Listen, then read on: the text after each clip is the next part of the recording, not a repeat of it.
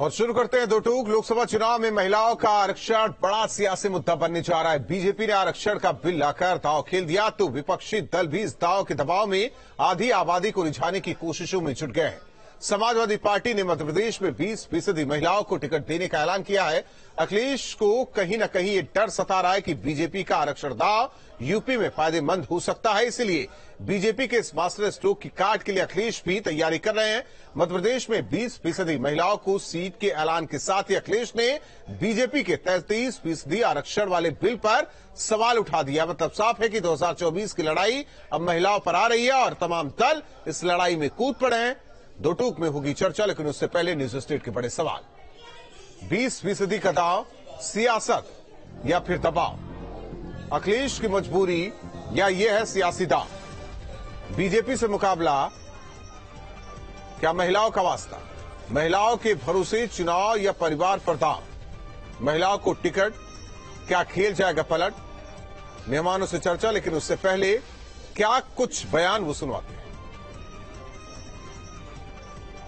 महिलाओं को अधिक से अधिक प्रतिनिधित्व देने जाने के पक्ष में भारतीय जनता पार्टी है और ये 2024 लोकसभा चुनाव की जहां तक बात है, ये केंद्रीय पार्लियामेंट्री बोर्ड ये तय करेगा कि कितना टिकट महिलाओं को दिया जाएगा।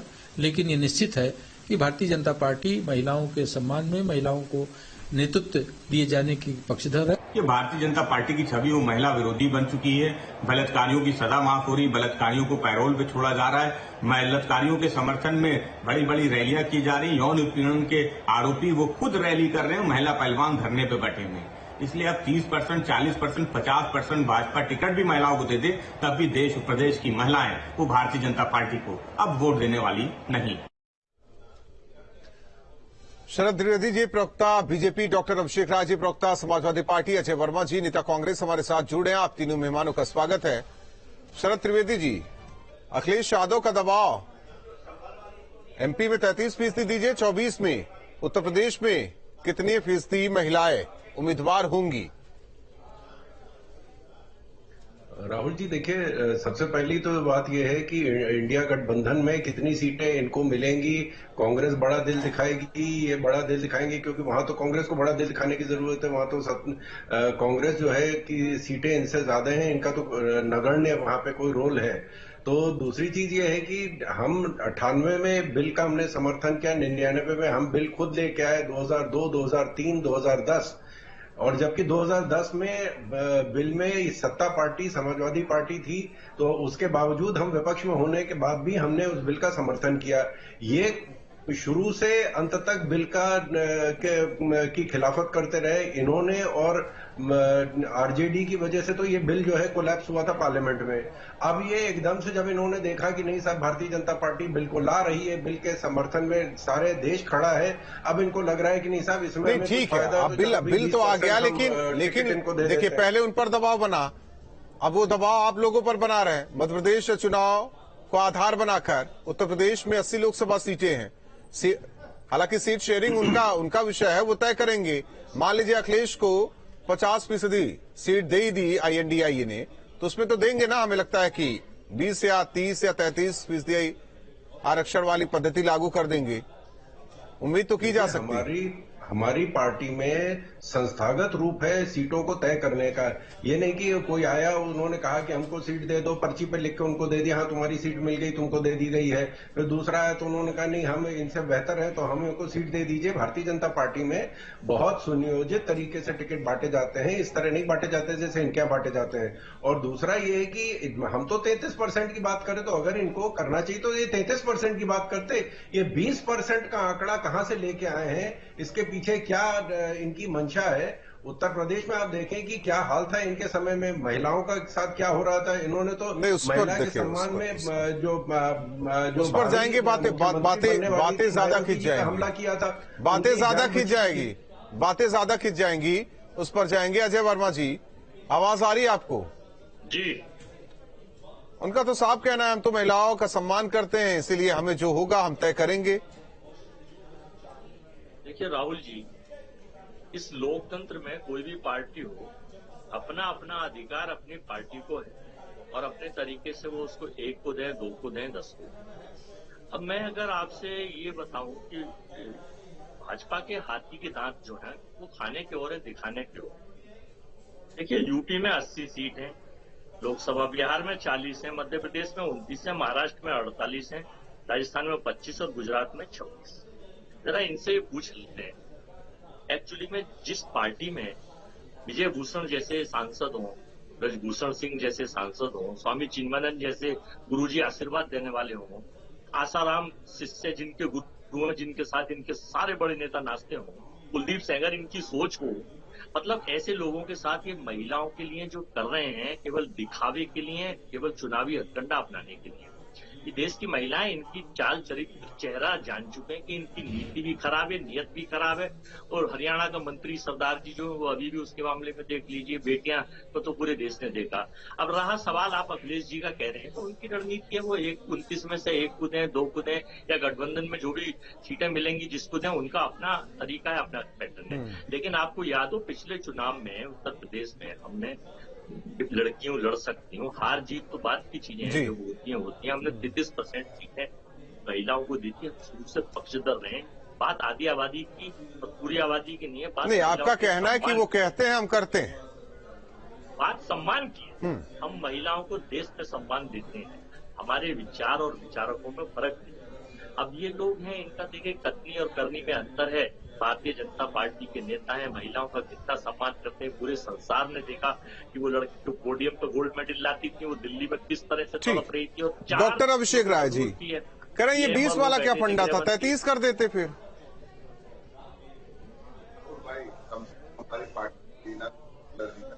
आवाज कम आ रही है, तेज बोलो।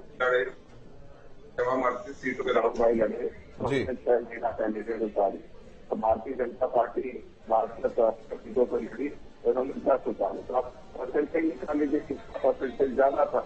तो हम महिलाओं का तो हमेशा सम्मान करते रहे।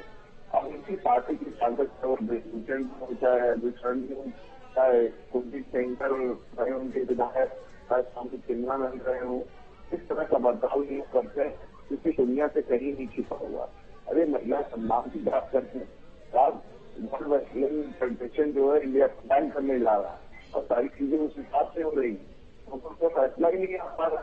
ये सरकार को एक रिश्ता को बचाने के लिए इतना वो हो रही है, तो सबको पता है कौन सम्मान करता है।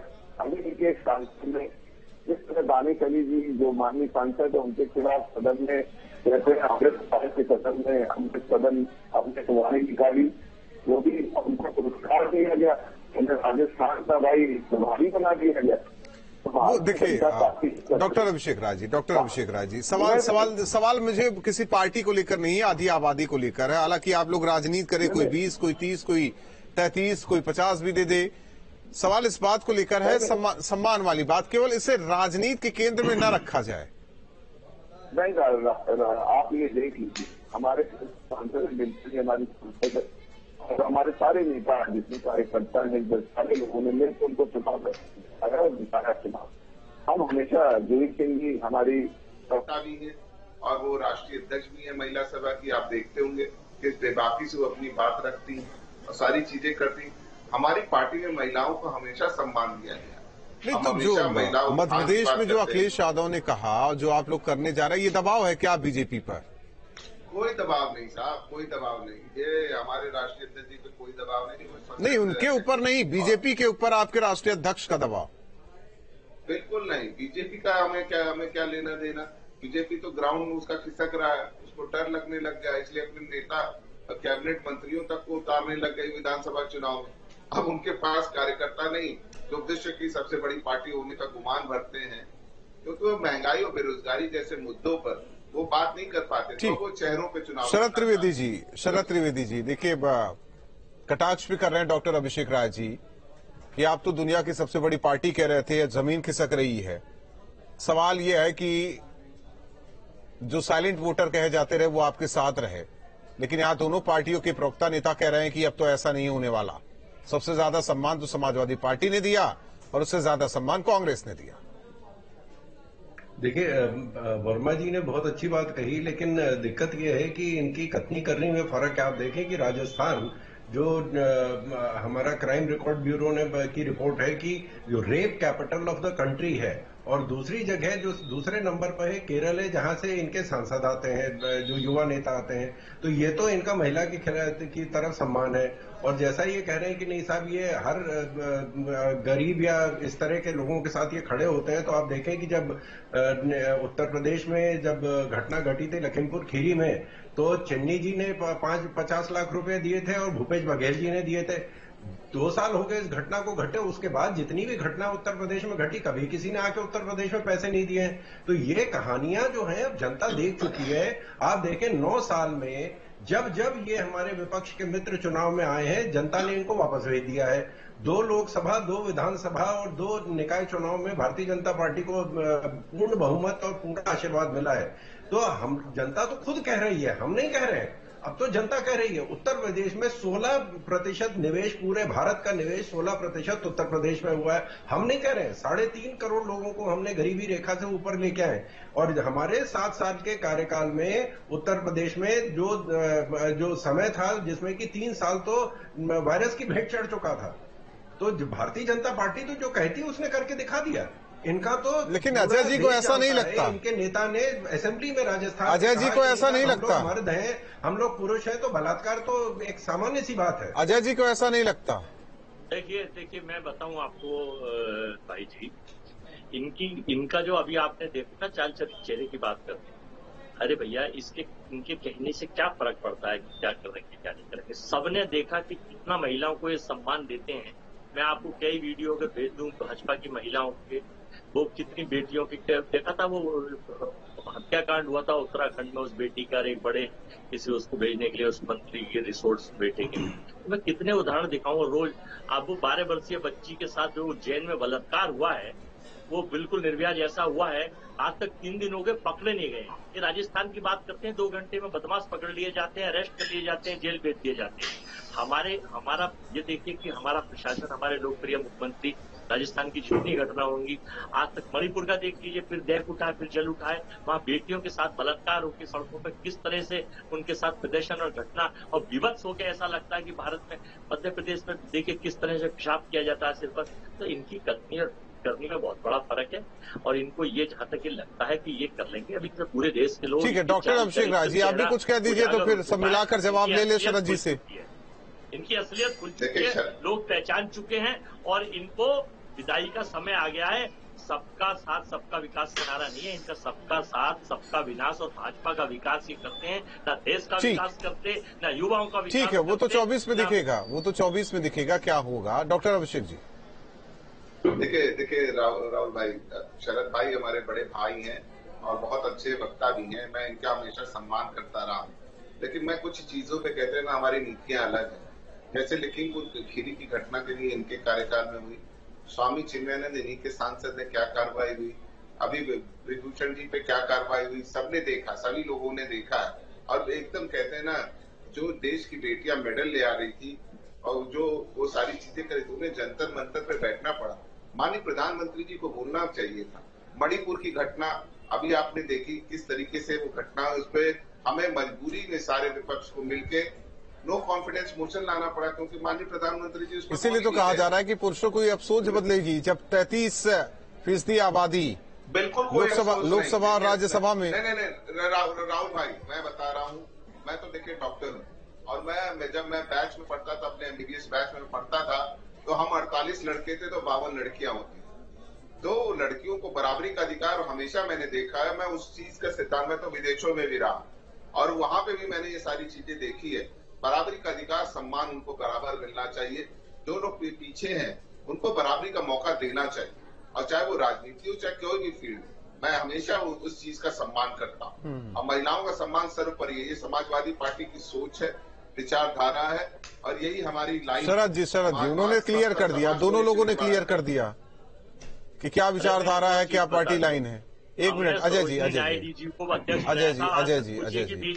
महिला अध्यक्ष बनी है, RSS में कोई अध्यक्ष बना है, अजय जी सुन तो लीजिए, सिवाय महिलाओं का साथ। शरद त्रिवेदी जी, सवाल तो लाजमी है, कोई महिलाओं को सम्मान नहीं देंगे, सवाल तो सही है, नियत खराब, चाल खराब। शरद त्रिवेदी जी बोलेंगे आप? राहुल जी, अगर इतनी नीयत अच्छी थी, इतना इनके विचार अच्छे थे, तो 2010 में जब ये बिल लाए थे तो उन्होंने क्यों नहीं पास करा लिया? हम तो विपक्ष में रह के हमने इनका समर्थन किया था, ये तब भी बिल नहीं ला सके। आरजेडी और समाजवादी पार्टी की वजह से आप जानते हैं कि पार्लियामेंट में वो बिल कोलैप्स कर गया। अजय जी, जब अजय जी जरा शांत हो जाइए, शांत हो जाइए, किसी वजह से शांत हो जाइए अजय जी। चुनाव में इनको बाहर किया है। अजय जी, अजय जी, अजय जी, अजय जी, अजय जी, अजय जी, अजय जी, अजय जी, शांत होंगे कि नहीं होंगे? मजबूरी में मुझे आपका ऑडियो गिराना पड़ जाएगा। बोलने तो दीजिए, बोलने तो दीजिए। शरद त्रिवेदी जी बोलिए। शरद त्रिवेदी जी, राजस्थान असेंबली में इनके सांसद विधायक कह रहे हैं कि साहब हम पुरुष हैं तो हम तो ये बलात्कार जैसी चीजें होती हैं, तो उसमें कौन सी बड़ी बात है? हम लोग पुरुष प्रधान। नहीं, देखिए, मैं सोच की बात नहीं कर रहा हूं। आधी आबादी का दायरा जब तक लोकसभा राज्यसभा में बढ़ेगा नहीं, तब तक मैं नहीं समझता कि कुछ मुनासिब होने वाला है। सवाल इस बात का कि केवल ये बिल और ये जो दांव चला जा रहा है 20, 25, 30, 33 वाला, ये तो ये बंद होना चाहिए या वाकई वास्तविकता होनी चाहिए, वो जमीन पर उतरना चाहिए। कहने से कुछ नहीं होने वाला।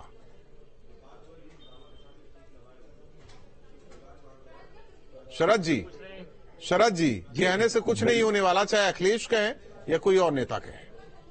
राहुल जी, हम इसीलिए कह रहे हैं कि उनको हम धरती पे उतार रहे हैं, उनको जमीन पे उतार रहे हैं, उनको विधानसभा लोकसभा में हम भेजने के लिए तैयार है। जब 33% आरक्षण होगा तो उनको किसी की मदद की जरूरत नहीं, महिलाएं खुद अपना इंतजाम कर लेंगी, उनको किसी की मदद की जरूरत नहीं है। हमारे यहाँ महिलाओं को शुरू से हमारे इतिहास में हमारे यहाँ रहा है कि महिलाओं को प्रथम स्थान दिया गया है।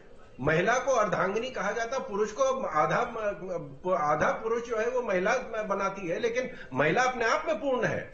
आज जरूरत है कि उस महिला को, कोई पुरुष नहीं महिला को पूरा करता है, अर्धांगना पुरुष को नहीं कहते हैं।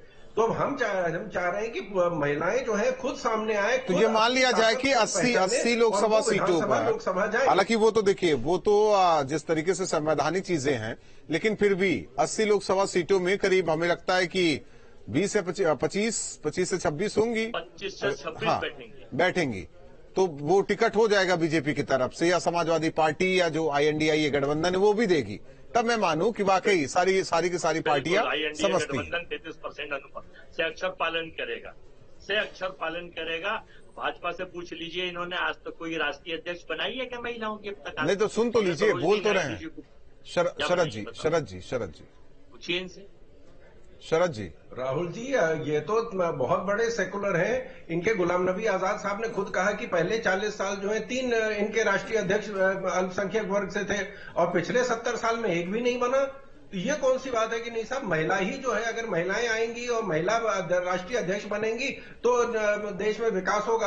हम पार्टी नहीं, हम तो जमीन पर उतार रहे हैं। हम तो विधानसभा लोकसभा में कह रहे हैं, हम तो पंचायतों में कह रहे हैं कि 33% आरक्षण मिलेगा, महिलाएं अपना इंतजाम खुद कर लेंगी, उनको किसी की मदद की जरूरत नहीं है, न सपा की, न बसपा की, न भारतीय जनता पार्टी की। नहीं, अजय जी, आपकी लड़ाई मानता हूं बीजेपी से है, लेकिन आपके सहयोगी समाजवादी पार्टी, ये सवाल उन पर भी उठता है, उनसे भी पूछ लीजिए कि वहां भी कोई अध्यक्ष महिला बन सकती है क्या?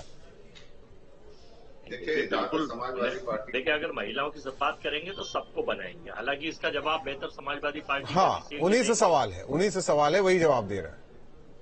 देखिए, हमारे चुनाव एक प्रक्रिया है और जिस प्रक्रिया में जो भी राष्ट्रीय अध्यक्ष बनना होगा वो कहते हैं हमारे कार्यकर्ता तय करते हैं।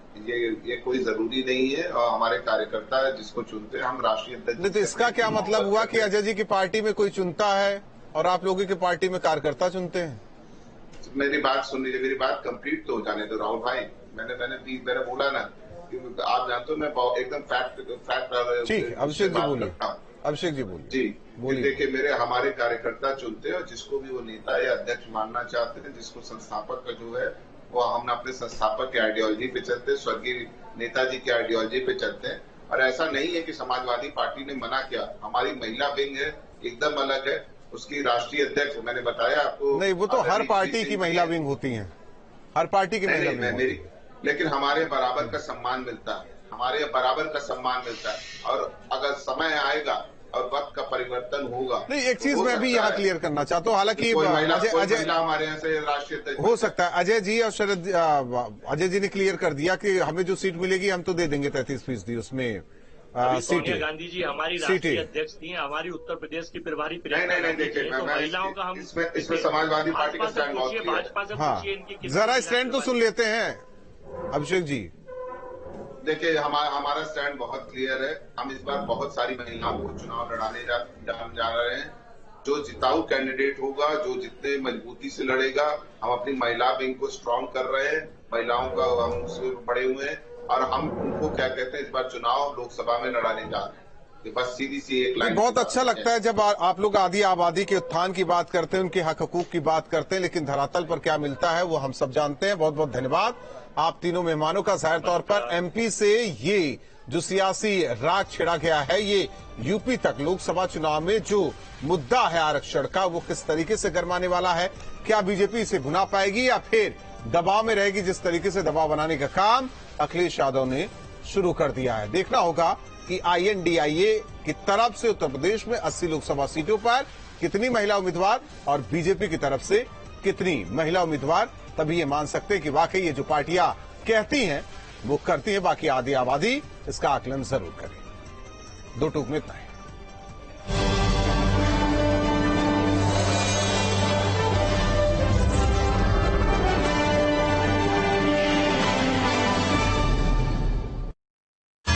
सह प्रायोजक राजधानी बेसन ओकेजन है